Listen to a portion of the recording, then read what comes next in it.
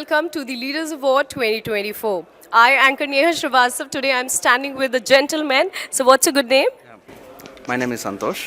So I'm the chairman of Santosh Reddy International Schools. So this year only we started the school. So just now we got a best startup school in Hyderabad.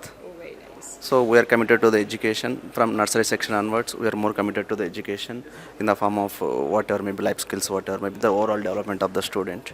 So from 6th class onwards, we are going to more focus on IIT, NEET, and whatever maybe the management courses like that. Very nice. So how are you feeling today after getting this award? Yeah, this award had given me the more responsibility toward the society for the development of the education.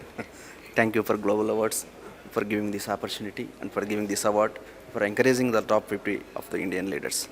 Congratulations, sirs. Thank you so much.